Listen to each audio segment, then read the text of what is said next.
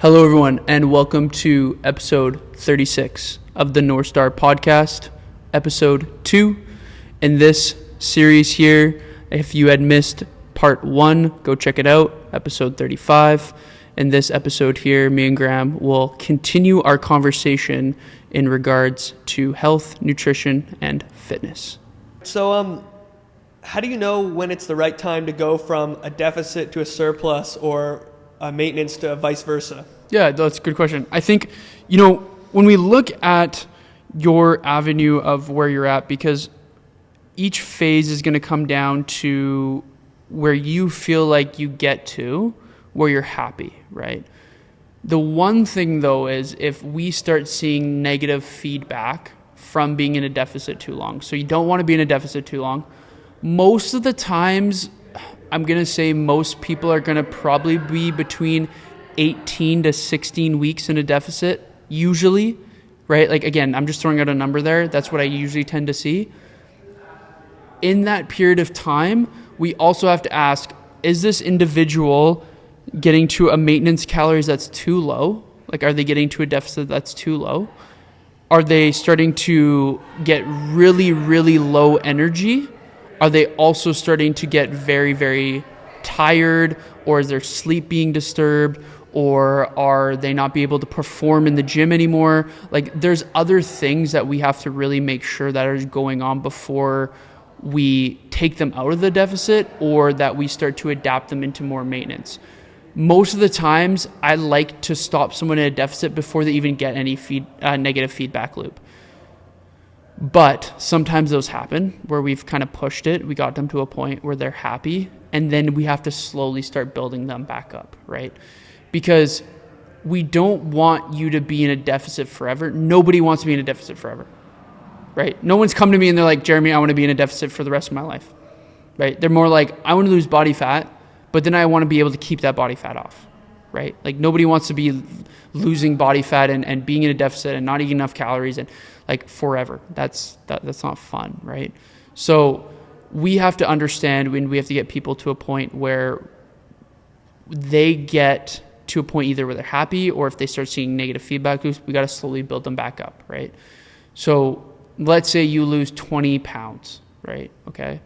And you're happy with that 20 pound fat loss. Well, now we got to slowly start building your calories back up to a maintenance calories that you feel is going to be comfortable where you can maintain. We're not going to go like, let's say now your deficit's 1,500 calories and you eat that every single day. I'm not going to then go be like, okay, now we're going to go into 2,500 calories. Like, we're going to slowly build them back up, right? And we got to slowly build them back up. So what happens is they don't gain body fat back when they go into their maintenance.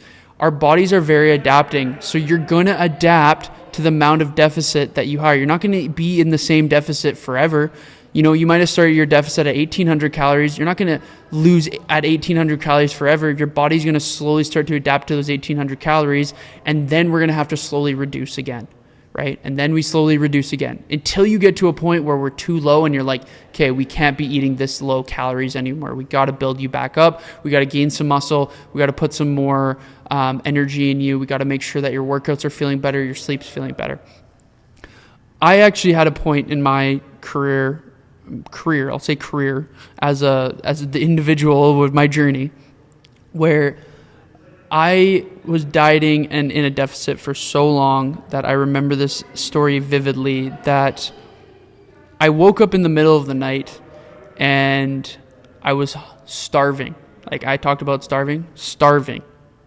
I woke up and I'm like, and I was an athlete at the time. I probably was burning like 3,500 calories. I was probably eating like 1,500 calories at the time because I was so obsessed with losing body fat. I was so obsessed in losing weight and being skinny and being lean and just I had this drive that I needed to be like that.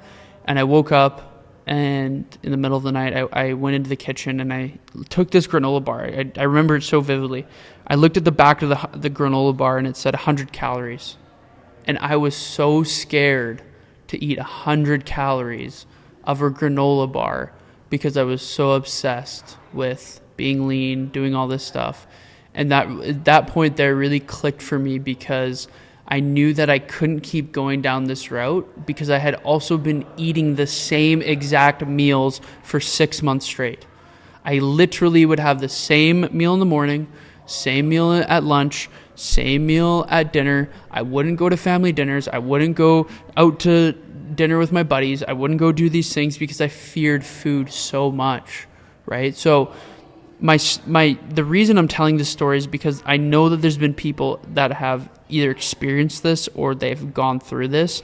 And I'm telling you, losing more weight is not the answer, right? And losing weight quicker is not the answer. We got to make sure that we're adapting as we go so that you're not getting to that point, because that signal right there shows me you've been in a deficit for way too long, and you've been in a deficit way longer than you should have been.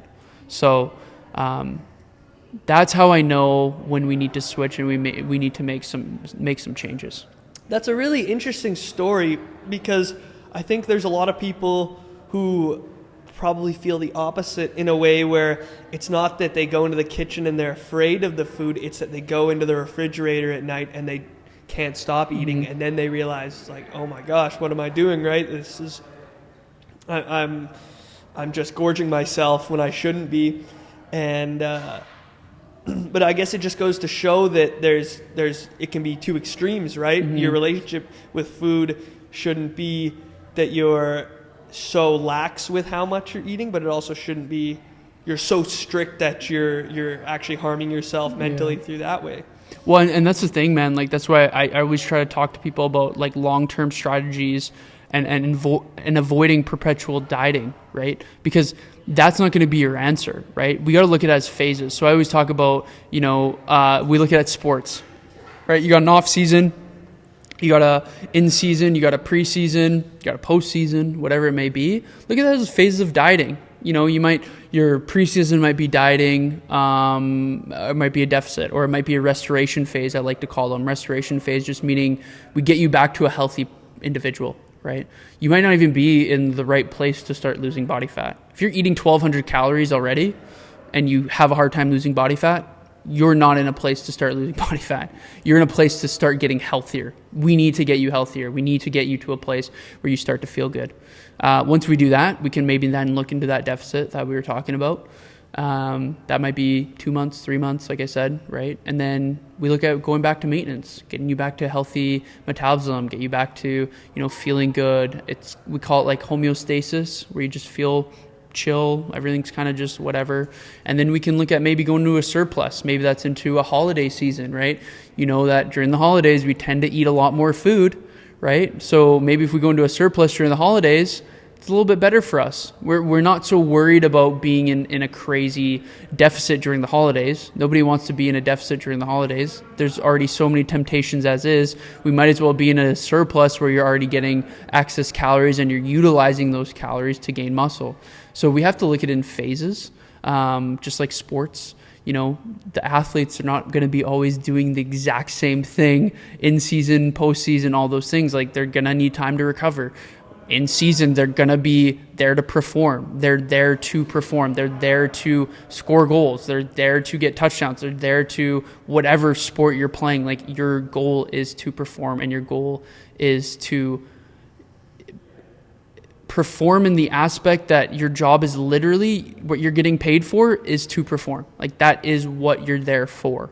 So we got to make sure that when we look at anyone's phase, that we look at it as in phases of postseason, in season, off season, preseason, all these different things, but having a timeline, right?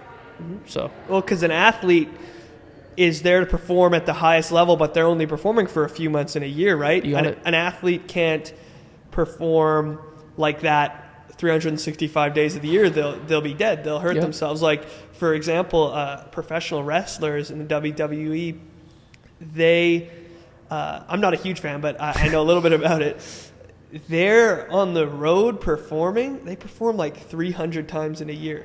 And of all the sort of physical, I don't know if it's a sport, but sort of things like that, a physical nature, those guys experience more injuries than any athletes. And that's because they're constantly going.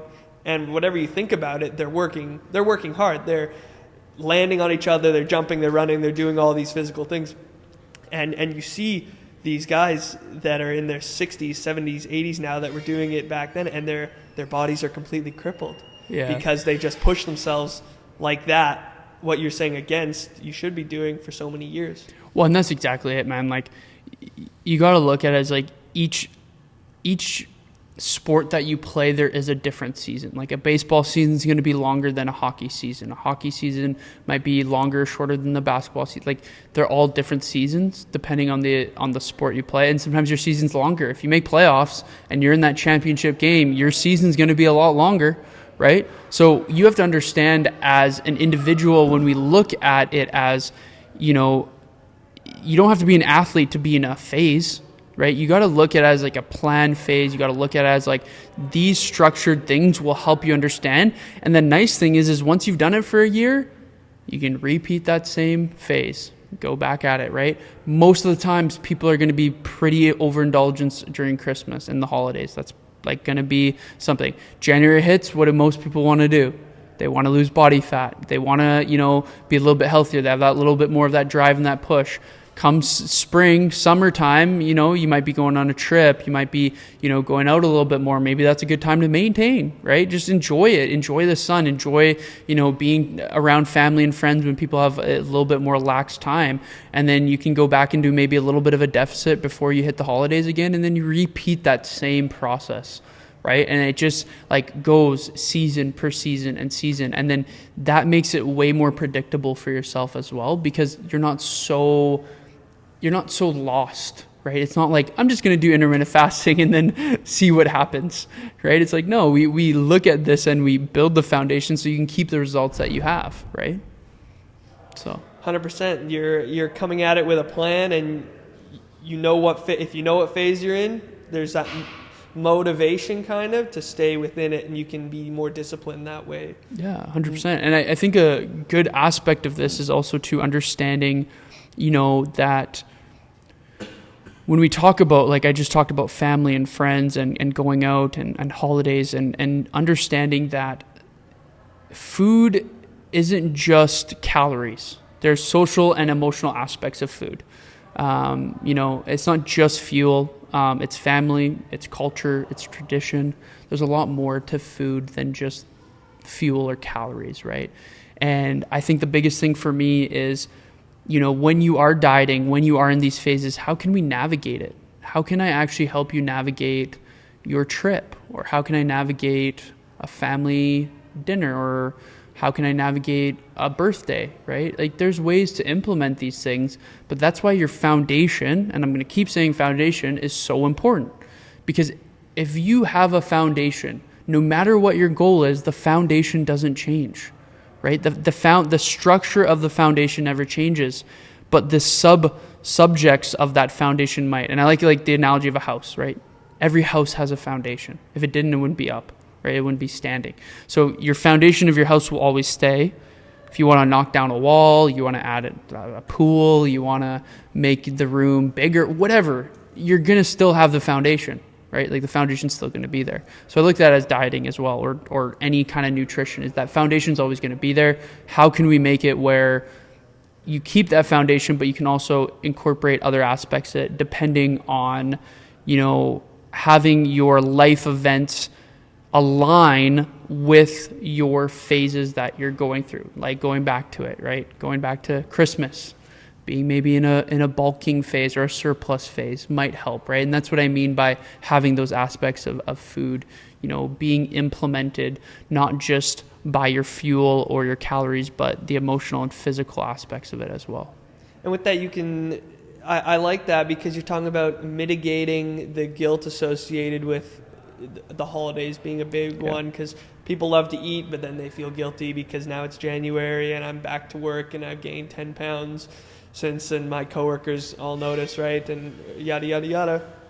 And by having that plan where it's like, okay, yeah, you are in a surplus now, but we have a plan where you're going to go back to maintaining and then losing. And so it's not like, oh, I've gained 10 pounds, this is the end of the world, now it's time to crush it and just crash out and go in a 800 calorie deficit, 1,000 calorie deficit, and starve myself, which, like you say, doesn't really work either. It's just a good way to, it's yo-yo dieting is what you mentioned, right? You'll go down in your calories and then way back up because you have these cravings and ravenous hunger and you're going for the peanut butter and the chips. And and yo-yo dieting, man, like that puts a huge toll on someone. Like to lose 20 pounds and then to gain that 20 pounds back super quick, that comes from being in a deficit and a way too low deficit. Because like I said, we use that example in the first part where I said, hey, you know, if you are eating at 1,500 calories, and I'm just going to use 15 as maintenance because that's an easy number right now, and you went down to 800 calories as your deficit, well, if I have you now eat 2,800 calories, that fat is going to come on a lot quicker than if you just added maybe 500 calories to that 800, right? Now you're maybe at 1,200, but you slowly build up, right? Because that is exactly what yo-yo dieting is. Somebody crash diets, they lose 40 pounds really quickly, and they go super low in calories, then they double or triple the amount of calories that they were before, and that body fat and that weight comes on even faster, and sometimes it actually you gained more weight. So you lost 40, well, you just gained 50. And I know that there's gonna be people listening to this that has gone through that because I've had this conversation with multiple people before.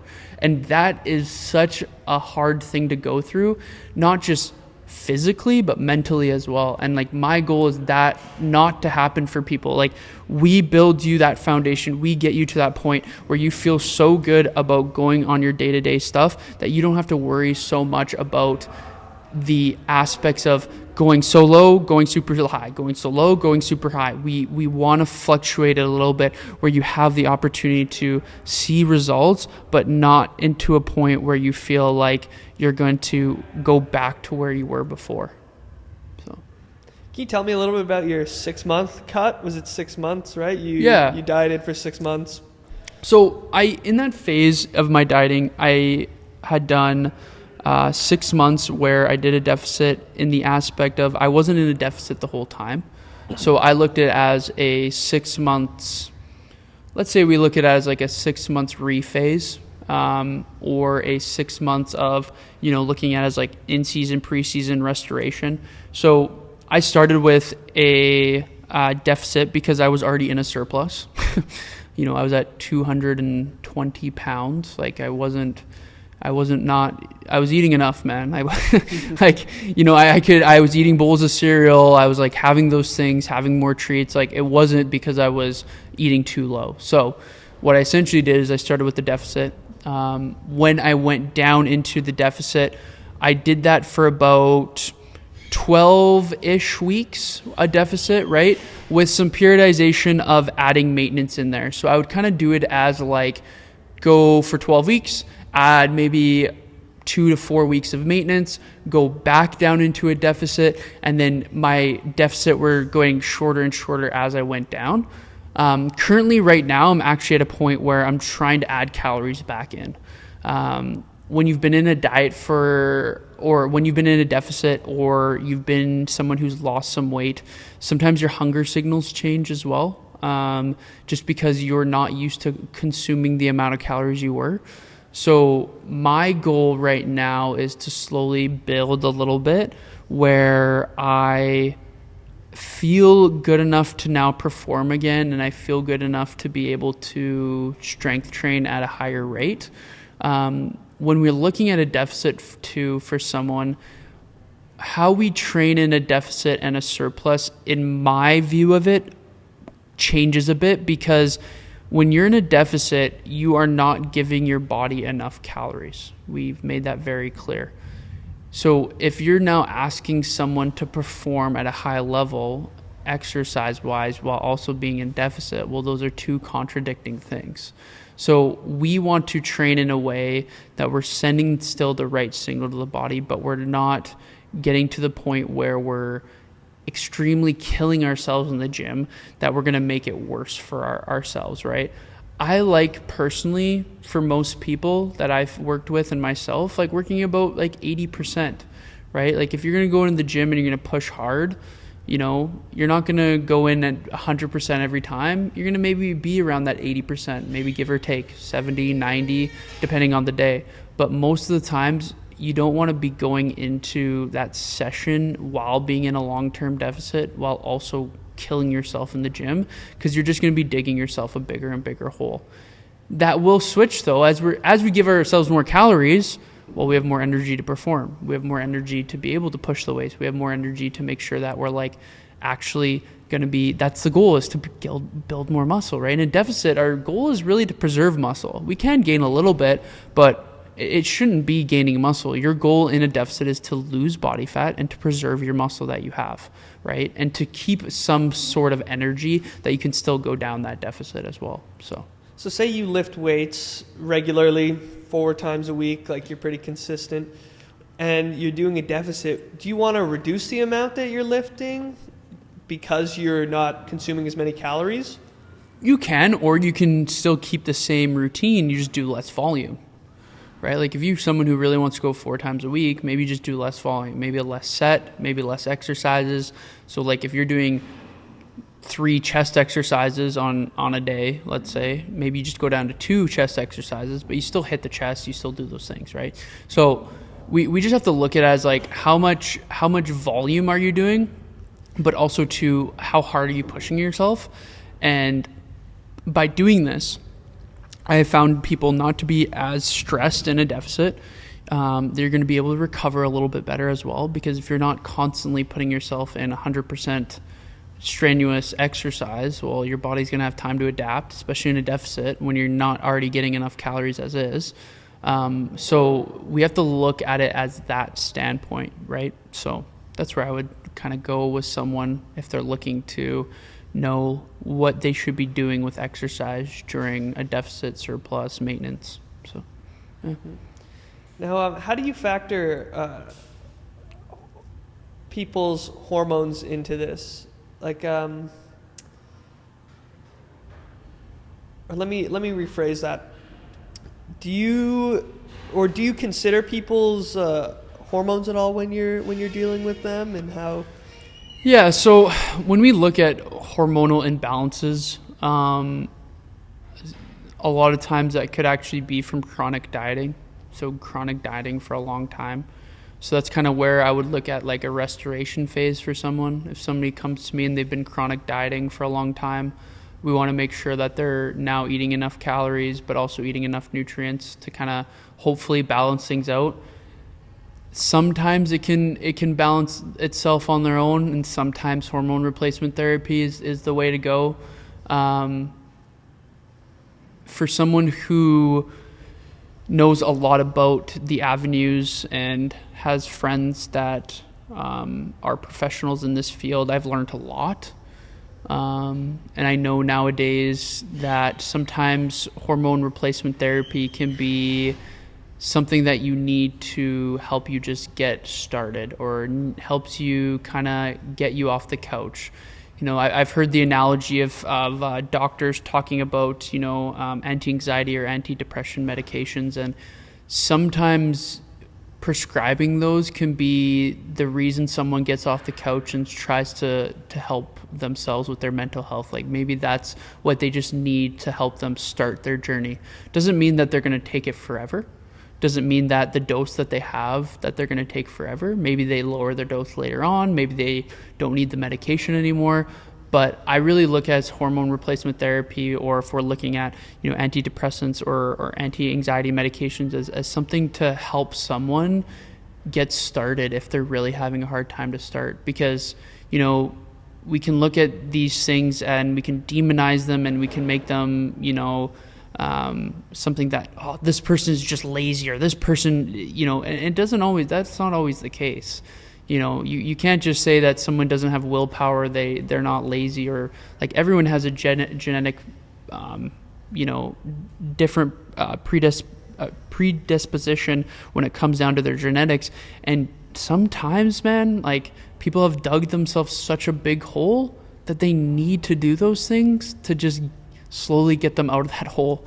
Like, and sometimes that's when like a pharmaceutical route would be, a place where someone can start. obviously if you do the pharmaceutical route and you also change your nutrition and your diet and you start exercising, like those three things right there can make the world of a difference, like a world of a difference for people. So I always try to look at those things as, you know, they can be something that can help you. They can be something that can really get you going. And if you feel like, you know, you've heard, you know, you're cheating or you're doing it or you're by doing this, it's like, I don't look at it as that.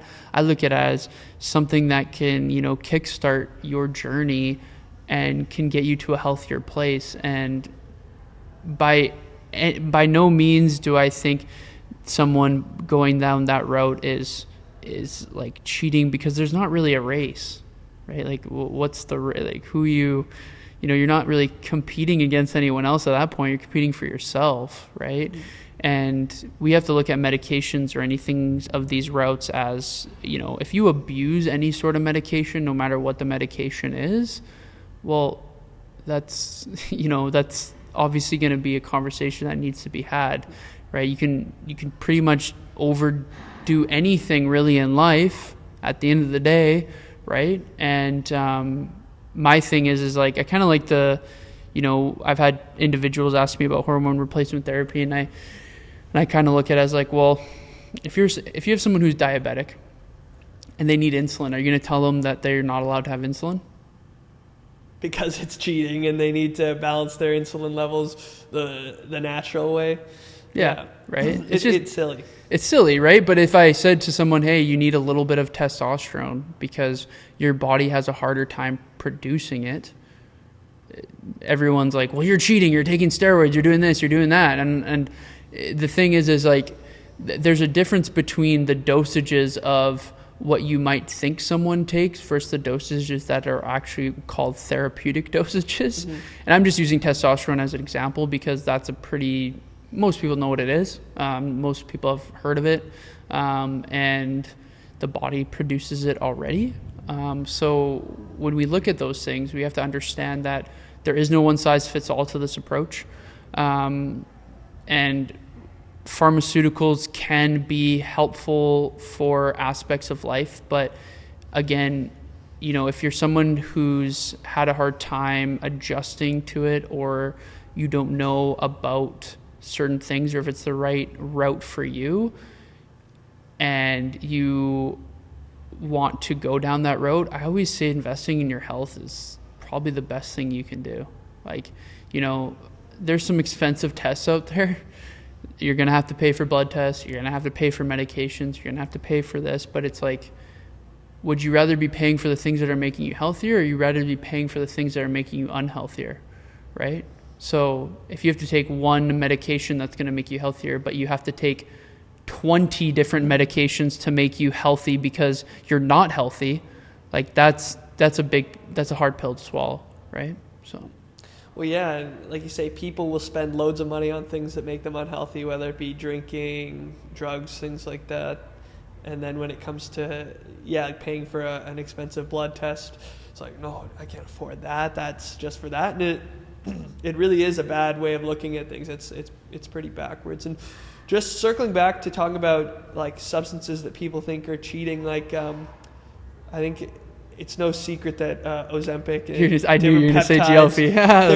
they're I knew you were going to ask that. They're controversial, right? Yeah. And, maybe for good reason, because some people say that they can be really beneficial. Others say that they're just going to hurt you.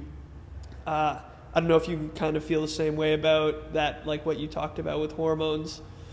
Yeah, like or testosterone rather in particular. Yeah, so GLP-1s, you know, some brand names: Ozempic, Mounjaro. Is it Wegovy? I think it's Wegovy.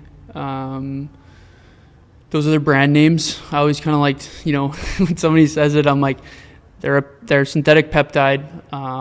Those are just their brand names. It's like if you had Nike, Adidas, Reebok, like, you know, you have all these different brand names, but they all sell shoes, right? Like they have peptides, right? So when we look at GLP, actually, it would be cool if we could link. There's a video that Jordan Syatt did. He's another coach in this business, and he talks about GLP-1s. And it would be cool if you could. There was one. It was about Chris Williamson and talking about them and how he was like said something. I didn't see the whole video, but I watched a few clips of it, and the points that Jordan Syatt had, I really agreed with in the aspect of, you know, kind of going back to the whole cheating thing. Is it cheating if somebody, you know, the thing about GLP-1s is that they are being abused in the way of why they think they're super negative, right? When you hear a story of GLP-1, you hear this person lost this amount of weight and now they have this predisposition and they can't do this and they can't do that. And it's like, well, what dose were they taking, right? Like, were they taking a way too heavy dose and that's why they lost so much weight? Or were they taking, you know, a microdose, what we like to call them, and you know, they have reduced inflammation and their brain inflammation is down, and you know, their cravings are not so high and their food noise is not so high. I didn't talk about food noise today, but food noise just basically like everyone has a different food noise in their head, and some people have extreme food noise where like all they think about all day and every day is food, and GLP-1s can actually mitigate that. They can slowly help you have not so much food noise.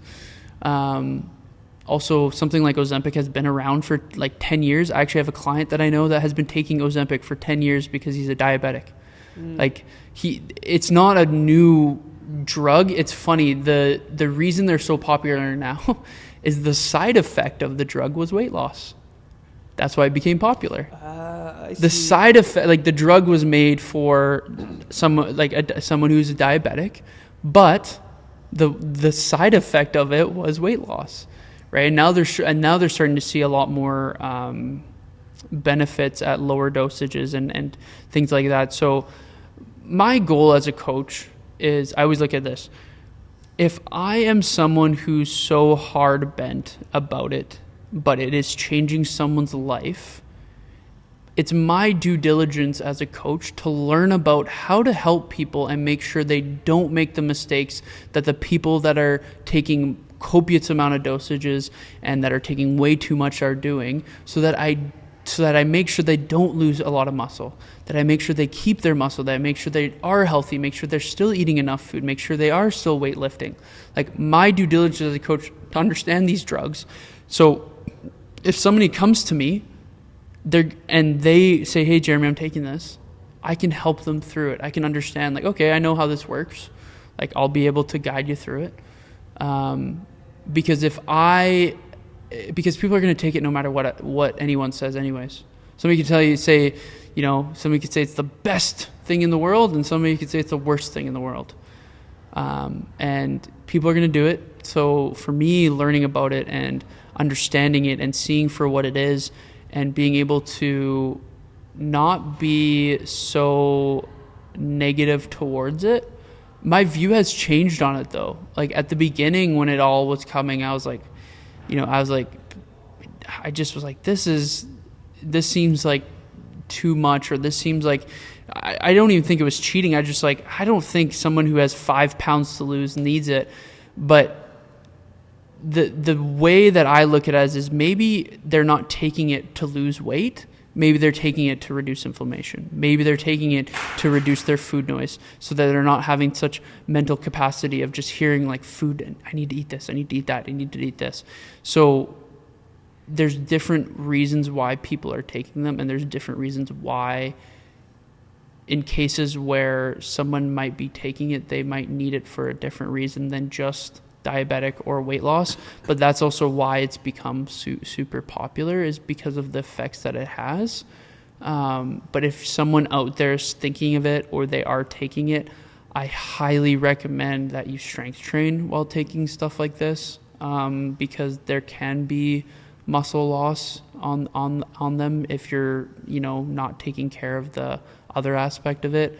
Also making sure you're not just eating 100 calories every day because you're crushing your hunger. I've seen that as well, where somebody takes way too much and they crush their appetite and they don't eat anything because they have such a high dose. So those would be my tips on regards to looking at dosages and things like that. Again, I have to make a disclaimer. I'm not a doctor. I cannot prescribe these. I cannot, tell you what's right or wrong, but I can also explain my side of it, what I've seen. I've worked with people taking these. I know people that are totally against them, and my goal with them is to just explain my side and what I view it as. And most of the times when people hear, the side of there's different causes of it or different ways to incorporate it, that isn't just, crushing your appetite and losing a ton of weight and all these things that you hear in the media. I've seen some pretty life-changing stories with people taking some that have had a really hard time with their weight over the years. So, yeah. All right. Well, I think we'll wrap it up soon, but I just wanted to ask you, so this is episode 35 now. We've done some crazy things. So 35, 36. Yeah, 35, 36, this right? This is episode 35, 36. Yeah. This is part 2. Yeah, part 2, 36. Yeah. Some of the funny things that I think you've done, the Muscle Doctor, I just want to say that you've been to, we'll just talk about the Muscle Doctor quickly. Yeah. His practice where he's taken you and he's cracked your muscles and stuff. That's something that you do. Do you do that kind of regularly or every so often? Yeah, so like my take on physio and chiro and all this stuff is like preventative measures, right? A lot of times people will do these things when they're already injured, and that's too late. Not that I'm saying that you can't do it if you're injured, like go obviously see someone if you're injured, but like if you're always perpetually getting injured, then what's happening is you're not giving yourself the recovery because you're always getting injured, right? Like you're only going when you're injured. Where I look at it as like, if I go to it before and I catch it and I catch those things and I recover properly, then I'm not going to be always injured and I'm going to be able to perform. So long term, I'm actually going to be able to make more gains than someone who's always going super hard, getting injured, going super hard, getting injured, right? So that's how I look at it. But yeah, with Muscle Doctor, I go every month. So once a month I go see him. When I started, I was going a little bit more frequently just because my body needed to adapt to the adjustments that he's doing. But I go to Muscle Doctor, Sam. So Sam, a physio, Health One and Mission, he was on one of the podcasts. I see Krish from Kin Consulting. He was also on the podcast. I see Crafty MS. Yeah, I do a little bit of craft. I would say that would be more for my muscle strength and stuff like that. But it can help for sure. Like there are some great studies on EMS helping with, sciatic pain and stuff like that for sure. I also go see an acupuncturist. I see a massage therapist. I see an osteopath. And what I do is I just filter them. So like every 3 weeks or so throughout the year, 3 to 4 weeks, I see one person and I filter out through the whole year. So it just keeps reoccurring like these different appointments. So I'm always getting and making sure that I have like something to go to, that I'm not getting injured or I'm not going and, with my job especially, like I'm always on my feet. So it's like if I can't show an exercise or I can't bend down or I can't, do these things, it's like I won't be able to do my job in person, right? So that to me is important when it comes down to my view of it. And I think a lot of people don't always look at it like that. They always look like, and all these people, they have these benefits and they never use them. Like you're paying for these benefits, like go use them, like just book an appointment, even if it's once a month. Like that's better than going once every 3 months and always going in when you have the worst pain ever and you can't move because you decided not to go. So. Well, and that comes back to the nutritional foundation. If you can think of a health foundation in general, things like that are proven to help people, like going to a chiropractor, it's prevention. For sure. And I think it's the same thing with health, with preventing, like as people get older, they have heart problems. A lot of that can be diet. Diabetes is a lot more common as you age, right? Helping with just having a stable foundation that can mitigate the risk. 100%. Right. No, I and that's like kind of my view on it. So, but yeah, I think honestly, like, we talked a lot about fitness, nutrition, health, mindset, and I actually enjoyed this conversation because it just felt like a conversation where I was just talking to someone, right? So, thanks, buddy, for taking the time to being on this too, and being part of it. It was cool to have you from the other side of it. And it'll probably be cool for you to watch over later. Oh yeah. Right. So, Yeah. but what I'm going to do here is I'm going to end it off, and I'm going to just thank everyone for listening to part 2 of episode 36 of the North Star podcast. And if you guys have any questions or, anything that kind of stood out that you want me to go in depth more when it comes down to my Instagram, or maybe an email or a blog post, please let me know in the comments, and then we can go from there. So yeah, thank you everyone, and have a great rest of your day. Thank you, everybody from home. I appreciate you listening.